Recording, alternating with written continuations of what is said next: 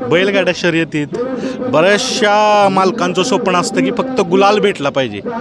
पण मित्रांनो, हे स्वप्न कोणाच्या माध्यमातून पूर्ण होत असेल तर जे गुलाल विक्रेते आहेत ते असेच एक ज्येष्ठ गुलाल विक्रेते आपल्यासोबत आहेत. नाव सांगा तुमचं दादा.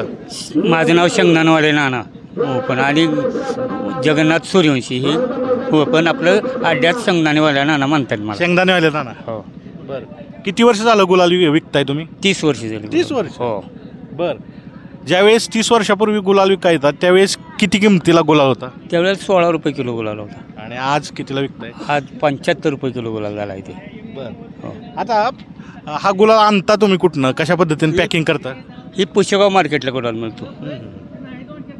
ह्या म्हणजे समाधानचा म्हणून एक गुलाल आहे कंपनीचा, ते फक्त पुशेगाव मार्केटलाच मिळतो. हो. आता ठीक आहे, आता तर कसं बैलगाड्यांची संख्या खूप झालेली आहे आणि अनेक बैल गुलालात राहतात. तुम्ही ज्यावेळेस 30 वर्षापूर्वी सुरुवात केली त्यावेळेसचा माहोल कसा होता? 30 वर्षापूर्वी गुलाल विकतानाचा गुलाल त्यावेळेस कसं आहे, 25 रुपयाला एक पुडा घेत होती पहिली पूर्वी. हां. आणि हां, बोला. त्यावेळेस जाग्यावर बसून गुलाल लागतं, आता ही पळून गुलाल द्यावा लागतो. हो. कसं काय पळून? कारण कसं आहे, कॉम्पिटिशन झालं धंद्याला जास्त. गुलाल विक्रेत्यांच्या कॉम्पिटिशन झालं. तुम्ही 30 वर्षापूर्वी होता त्यावेळेस तुम्हीच विकायचा का फक्त? नाही, दोघं होतो आम्ही. एक विटकर म्हणून एक होता आणि मी एक होतो. हो. म्हणजे आत्ताचा विटकर नाही, एक जुना त्याचा एक माणूस एक आहे. पण ही पहिल्यांदा विकायचं कोणी सांगितलं की गुलाल विकावा, बैलगाड्यात विका किंवा आपण विकावा? ही कसं पूर्वी एक टायगर म्हणून एक आमच्या चुलत भावाचा बैल पळत होता. त्याच्याबरोबर जाता जाता शेव नाद लागला की बाबा ह्यात पैसे मिळतात किंवा आपण शेंगदाणे करण्यात. माझी बट्टी होती शेंगदाण्याची. मग शेंगदाणा एक वेळ घेऊन आला तर शेंगदाण्यापासून तो खप भरपूर व्हायला लागला आणि ती जवळजवळ 30 वर्ष शेंगदाणे आणि गुलालच विकला. म्हणून बैलगाड्यात फेमस आहे शेंगदाणावाले नाना. बरं. आता तुम्ही अनेक बैलगाड्यातील बदल बघितले असतील, तर आत्ता बैलगाडी क्षेत्र कसं पाहता तुम्ही? आत्ता काय तसं काय म्हणजे काय फरक नाही, म्हणजे काय एवढं काय वाटत नाही. फक्त काय शिस्तीचं एक साधन झालं आहे आत्ता. नाही, पूर्वीसुद्धा कसं आहे, वचनावर जागणारी माणसं होती. गुलाल विकला तरी इमानदारीनं पैसे देणे, हे करणे, म्हणजे आत्तासुद्धा देते ती, तसं काही हे नाही. पण कॉम्पिटिशन वाढलं जास्त. कॉम्पिटिशन वाढले, स्पर्धा वाढली, सगळीकडेच वाढले ते. पण मला सांगा ना, ज्यावेळेस गुलाल विकतो आपण, सगळ्या गोष्टी सुरू असतात, पहिली माणसं गुलाल घेणारी ना आत्ताची माणसं, काय तुम्हाला फरक काय जाणवतो? काय नाही, काय तसं फरक काय जाणवत नाही. तसं काय म्हणजे काहीच फरक जाणवत नाही तसं पूर्वीच्या ना आत्ताचा. कारण एक प्रकारचा तुम्ही आनंदाचा भाग असता. कुठल्याही बैलगाडी मालकाला गुलाल हवा असतो आपल्या बैलावर आणि तुम्ही ती काम करत असता. तर खुश होऊन एखादा असा किस्सा झाला आहे की खुश होऊन ज्यादा पैसे भेटले किंवा काय असं? होय, भेटले की. कधी काय? त्याला जवळजवळ 25 येळगावकरचा बाजा पळत होता काय दिवस. परत तानाच्या पाटलाचा एक पळत होता, सोन्या. बुधमध्ये एक बाब्या पळत होता. हां, काय कळत खुशीनं 5-50 देत होती त्यावेळेस. आणि अलीकडच्या काळात आताचं काय कॉम्पिटिशन वाढलं म्हणजे कोणी कोणाला विचारतच नाही. बरं, आता हा प्रश्न बऱ्याचशा लोकांनी विचारायला लावलेला.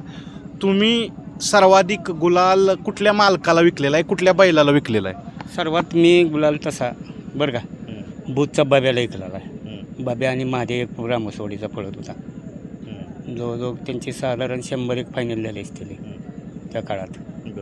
आणि त्यानंतर हे बिजासुद्धा भरपूर फायनल झालेले आहेत येळगावकराचा. आणि एक शिंदेवाडीचा मारुती म्हणून पळत होता त्यांच्याबरोबर. मारुती एक बैलाचं नाव होतं. त्याला झाली 30 वर्षे. म्हणजे आता सांगितले महाद्या, बब्या आणि बाजा, राजू नामदार येळगाव याचा शिंदेवाडीचा मारुती.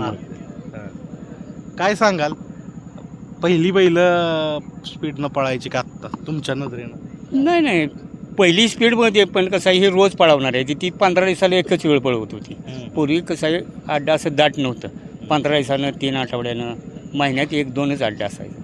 ह्याच्यापेक्षा जास्त अड्डा नव्हता. आता हे रोज अड्डा आहे.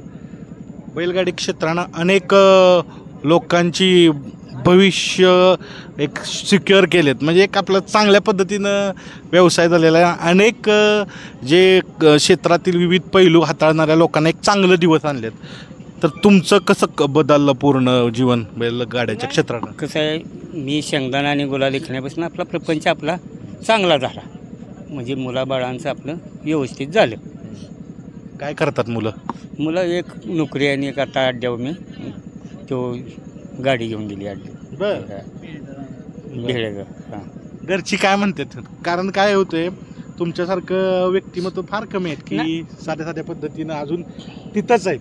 नाही घरच्यांचं काय मत नाही, कारण घरदाराला ती गोडीच लागलेली आहे. बैलगाड्या शर्यती ही ती गोडी लागलेली आहे त्यांना.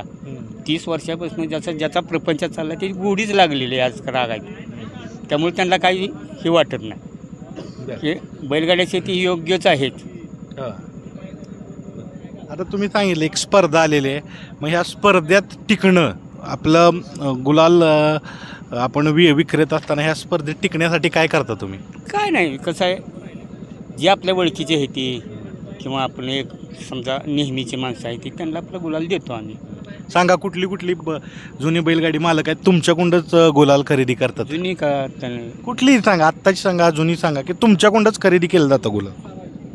त्यावेळेचा रामोसवाडीचा एक महादेव म्हणून पळतो बुथचा काही दिवस येळगावकरांचा बाजाने घेतला. हां, मालक त्यांचे मालक. हो, त्यांचे मालक काही दिवस. परत तुमचा शिंदवाडीचा मारुती एक पळत होता. मगाशी सांगितलं की आपण, पण अजून असे कुठली लोक आहेत की अजून तुमच्याकडून एवढ्या वर्षात गुलाल घेतात? आत्ता कसं आहे, आत्ता जास्त म्हणजे कसं आहे, कुमट्याचा एक लाडू एक गुलाल घेतो. परत तुम्हाला सांगतो तुमचे हे जे सातारचं विजू ड्रायव्हरचे माहिती ते तुमच्या गुंड गुलाल घेऊन जातात? गुलाल घेऊन. कितवा नंबर आला तर? हो, कितवा नंबर आला तर गुलाल घेऊन जाते. किती साधारण ह्या समजा ही पुढे आता विकाय बसलेला आहे, हे किती ग्रॅमचे आहे? ते जवळजवळ एक किलोला जरा म्हणजे 1 किलो साधारण. तर किती विकल्या जातात असल्या पुढे?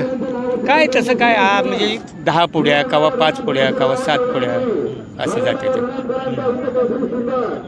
काय सांगाल, बैलगाड्यानं कुठली गोष्ट बदलवली तुमची? कसं आहे, बैलगाड्यामुळं कसं आहे, जो सर्व जणांचं म्हणजे माझाच नाही पण जे धंदेवाले आहे त्यांचा प्रपंच व्यवस्थित चाललेला आहे. ही कसं आहे, भरपूर अगदी किती दिवस जरी केले तरी प्रपंचापुरता धंदा भरपूर आहे. मित्रांनो, बैलगाड्याने माझ्यासहित अनेक लोकांचं आपण म्हणू जीवनात बदल आणलेला आहे. ते आता नानाही आहेत. आता नाना, ज्यावेळेस तुम्ही गुलाल विकता नक्की कुठल्या जागेत बसून विकता? म्हणजे निकाल रेषेच्या जवळ असता का थोडं लांब बसता? नाही, निकाल रेषेच्या जवळच. म्हणजे कसं आहे, ज्यावेळेला गाडी पळून येते त्यावेळेला ते निकाल कळतो ना कुठली गाडी बसली ती. सर्वाधिक आपण म्हणू तुम्हाला कधी आनंद झाला की ह्या मालकाला मला गुलाल विकून खूप आनंद झाला, असं एक बक्षीस किंवा असा एक प्रसंग, असा अड्डा आहे का? तसं काय नाही, नेहमीच असल्यामुळं काय त्यात प्रसंग आठवत नाही. पण सर्वाधिक आनंद दिला ह्या बैलानं तुम्हाला गुलाल विकून, आता कुठला बैल आहे? हां, बुथचा बैल.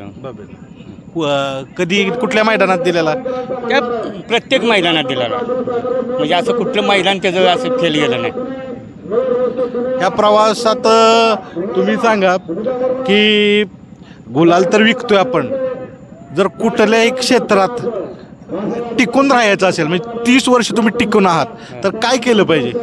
काय कसं आहे, ह्या क्षेत्रात जर टिकायचं असले तर समंजसपणा पाहिजे. समंजसपणा, राग नसला पाहिजे. किंवा आपलं कसं आहे, व्यवस्थितपणा कसं आहे, कुणाला न उलटं बोलता आपलं सरळ मार्गाचा धंदा करणे. तरुण पिढीला काय सांगाल? तरुण की आपलं सरळ तुम्ही व्यवस्थित इमानदारीने धंदा करा. हां, ह्या क्षेत्रात भरपूर पैसे आहे, भरपूर प्रपंच चालेल तुमचं. चालेल. मित्रांनो, फायनल जादूगार नानांची मुलाखत घेतोय आणि त्यांना आता गुलाल विकायचे, त्यामुळं मी जास्त त्यांचा वेळ घेत नाहीत. पुन्हा एकदा तुमचं नाव सांगा पूर्ण. जगन्नाथ शिवराम सूर्यवंशी. बरं. आणि बैलगाड्या शेवटी शेंगदाणवाले नाना म्हणतात. शेंगदाणेवाले नाना. आता शेंगदाणा विकतो की एक तर फक्त आता ही बुती बंद करून ठेवली आणि गुलाल विकतो. बरोबर. आता वेळ गुलालाची आहे म्हणून गुलालाची वेळ आहे. चालेल. धन्यवाद नाना. नमस्कार.